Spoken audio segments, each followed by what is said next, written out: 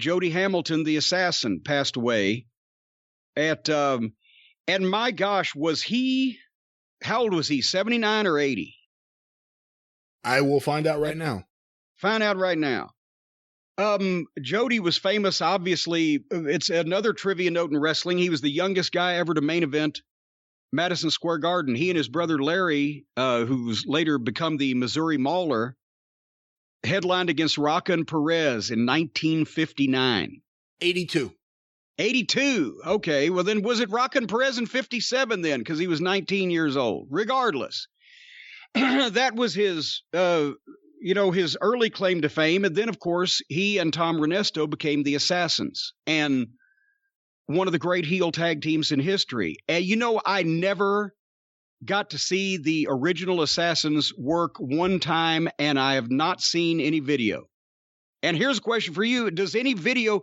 The only video I've seen is 8mm clips, silent clips of a transfer that some guy shot in the City Auditorium in the 60s. And there's all those old Georgia, talents that were big in Georgia at the time on this, but it's just random clips. You could see Jody bumping, see Renesto bumping. You could tell they had their shit together.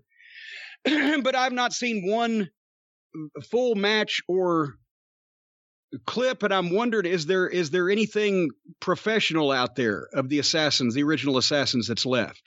The only thing I could think of that possibly could be left would be any remaining, and I don't know if they're definitely not a team on the 2 episodes that are out there, even though Jody is still under a mask, but any of the Ann Gunkel stuff from 73 and 74, that would be the only thing. And, on that topic, everyone talks about Jody Hamilton, the assassin, and his amazing promos. They were fantastic. What a diabolical heel. We never got to hear it when Tom Renesto was the lead promo of the Assassins. Think about that. He wasn't even the main guy, Jody Hamilton. He was number 2. Well, I'll be honest, though. I heard Tom Renesto talk for Nick Goulas when he was booking in the late 70s, and I think they'd have been wise to go with Jody. But no, in all honesty, those guys, and Renesto was the elder member of the team. He had been in the business. Tony Martin he used to work as back in the 50s out on the West Coast. Well, remember, before they were the Assassins, they were the Bolos because Renesto had gone to the Carolinas and worked with Al Lovelock, who was the great Bolo.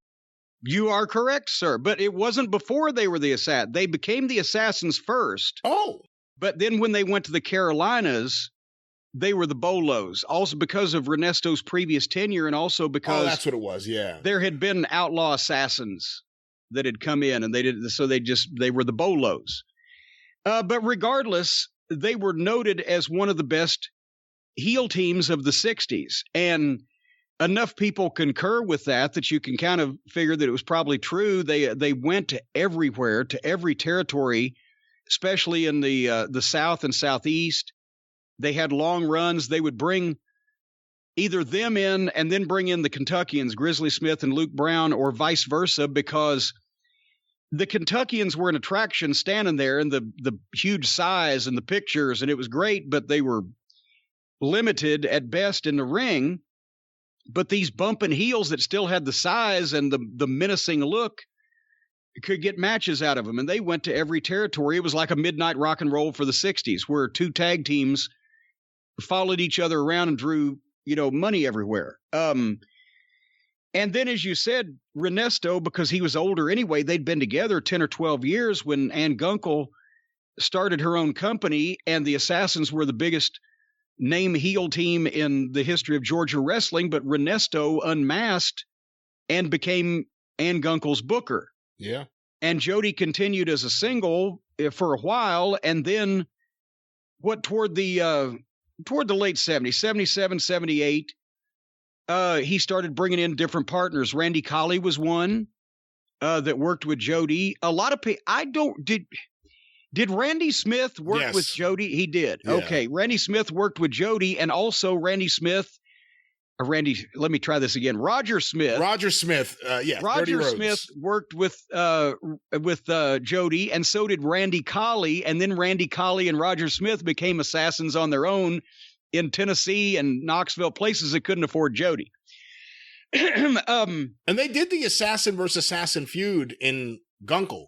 Yes. They did it without their masks, too, so you could see who everyone was. But I will say my favorite of the non-Renesto assassins, maybe Hercules Hernandez as the assassin. Because what a visual, him with Jody Hamilton. Well, and that, that's the thing. By the early 80s, Jody was, in his early 40s, and he was carrying that much weight, and he got bigger. I mean, he was always a good bumper for a guy that size, but as he carried more weight, he got by on the promos, the name, the assassins, the ability that he had to work without, going crazy. And he always had a younger guy or a bumping guy to be the partner. But Herc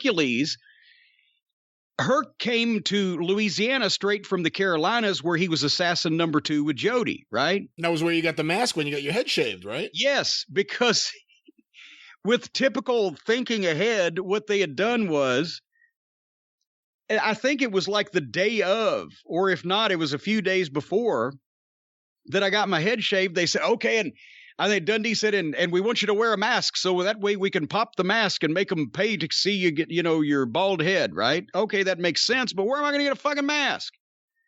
And Hercules had one of the assassin masks, and I believe he got it from Jody. So without even really thinking about it, I've got Jody Hamilton's assassin mask, but it's an assassin mask. I'd look like an idiot I need a black mask, right, that covers up my head but doesn't look like the assassin. Be like me wearing a Mil Mascaras mask, right? It would be distracting. So, and everybody knew that design. The assassin had made event of the Superdome 5 years before that. So I took a fucking big felt-tipped, not a Sharpie, but one of those thick magic markers, and I colored it as best I could, the yellow black, so that it wouldn't look like an assassin mask, until I could get one. And I can't remember, one of the other boys finally came up and gave me another one, and that's the one I used for a talking mask with no chin in it that I used for the next couple months. But for the first week or two there, I had Jody Hamilton's assassin mask that I'd colored in with a black magic marker. But that, and then I guess by the mid-'80s, when I was living in Atlanta, that brief period of time between Dallas and Charlotte, and I was watching Pedicino's wrestling block, Jody had a local promotion at that time and was the Flame. And, I don't, everybody knew it was the assassin, but he was throwing fire. And so he decided to switch gimmicks. I'm not sure why, but he was wearing that big red bodysuit. You remember that? Yeah, I remember the promo where he shot off his gun didn't he have a picture of Bob Armstrong on a tree? Yes. And just started shooting it? I mean, crazy. Yes. But the red bodysuit for a man 325 pounds at least was a crazy fashion choice also. But with the fire gimmick, the Flame, and then he retired. He hurt his back in the late 80s and had to retire, but he had run on and off a number of local promotions in the Georgia area, including for a very short period of time, the Deep South, developmental program. That ended acrimoniously. But as a matter of fact, I bought, when we started Smoky Mountain Wrestling, Jody had closed down. I think he called it Deep South back then too, but he had closed down and shut his TV down. And I bought about 100 3/4-inch tapes from him to use for station dubs for the Smoky Mountain show for like $5 a piece or whatever. They were blank? No, they had his Deep South show from like 1989 on them. So you destroyed wrestling history? No, I fucking helped wrestling history. Did you ever see the Deep South wrestling show from 1989? I have not, no. I covered it over with Smoky Mountain Wrestling, and everybody involved with that show now has a better reputation because of it. Hey, let me bring up one of the great angles ever, because it's an angle that was quickly copied, and both versions of the angle are great for different reasons. But Jody Hamilton, the assassin, as El Santo in Florida, yes, which was later copied with Austin Idol and Lawler in Memphis. Yeah. Again, the same angle, but done two radically different ways. Well, not radically different, but two different ways, and they both work. Two different ways to get there, but they got to the same place. But yes, the Austin Idol Jerry Lawler angle in Memphis was legendary for Lance Hector Guerrero was one of the baby faces that ran out. And Lance is saying, Hector, tell him in Mexican to get out of here. And then he pops the mask and reveals it's Austin Idol. Senor the King. Yeah, Senor the King. Basically, in both cases, the poor babyface victim was being given an award from a leading pro wrestler in Mexico. And of course, Jody Hamilton looked nothing like El Santo, but nobody in Florida knew what El Santo looked like anyway, right? And I don't think many people were fooled by Austin Idol, because even though he was he wore a mask as Austin Idol in fucking Tennessee at one point, and he looked the same way. He was kind of covered up with clothing, but yeah, those. But as soon as he opened his mouth, yeah, and you heard, oh, see, and what the fuck? No. The baby face ends up getting his head bashed in with the award in both cases. But yeah, Jody was a very good worker, a great promo, and a smart guy to the wrestling business. And we've mentioned he was allegedly on the booking committee in WCW during that period of time. Really, he wasn't on the booking committee in that he was the guy who unfortunately had to go to the office every day and sit in that office with Hurd and the rest of the people. And I heard they gave him a corner office, but he fell asleep so often, he snored so loud that they put him out in the middle in a cubicle where everybody could see him and he couldn't nod off. But they had him booking the rings and the job guys. And otherwise than that, he had no particular ally like Flair and Kevin, and I was along for the ride with them. They had control at that point in time. JR had to answer to Jim Hurd, and JR obviously was vocal with, chiming in on things and offering suggestions. Hurd sat there to take the piss out of everything, and Barnett sat there to agree with him. And poor Jody was just left over in the corner. Every once in a while, he would say something, but nobody was listening to him. I'm not saying he was a genius, but he'd run a lot more of his own business than Hurd had. But at the same point, by that time period, the early 90s and beyond, I think, he wanted to be in the business still, but there wasn't going to be another local territory. He tried it with Deep South being subsidized by WWE, but they were too old school, not necessarily smoothly run from an administrative standpoint. And Jody had his favorites that he liked to train, and they weren't real good trainers. But Sergeant Buddy Lee Parker. I didn't want to mention any names, and you didn't, and I didn't, but you did. And good old Hugh Morris. But anyway.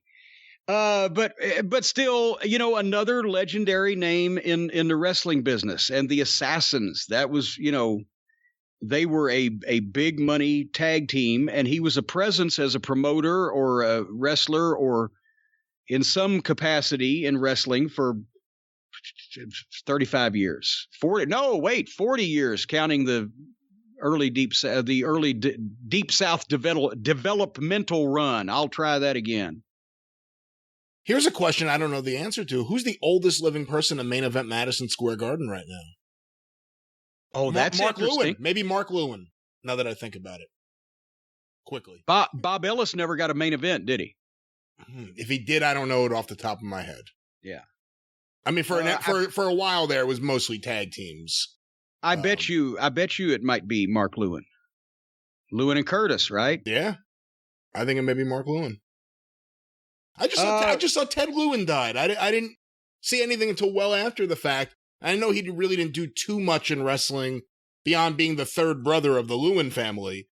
But he put out a cool book years ago. You remember I Was a Teenage Pro Wrestler? With great artwork. It had such really cool, his paintings. I mean, he was an artist.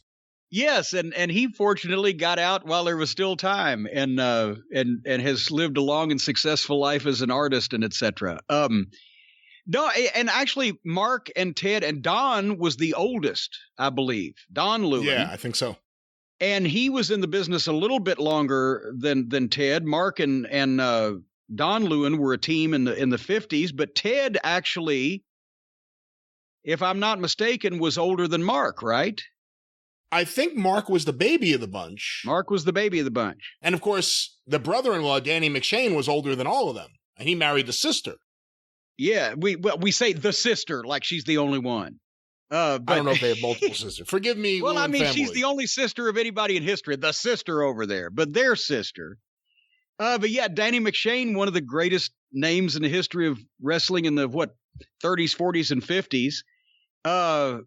And then through him being their brother-in-law, so introduced them to the ranks. But as you said, Ted basically worked in the, late 50s, early 60s, and was kind of done. And Mark soldiered on till the fucking late 80s, I think. And still had a better body than half the people half his age. And then he married a princess, and now he's like living on some island like a king. Crazy.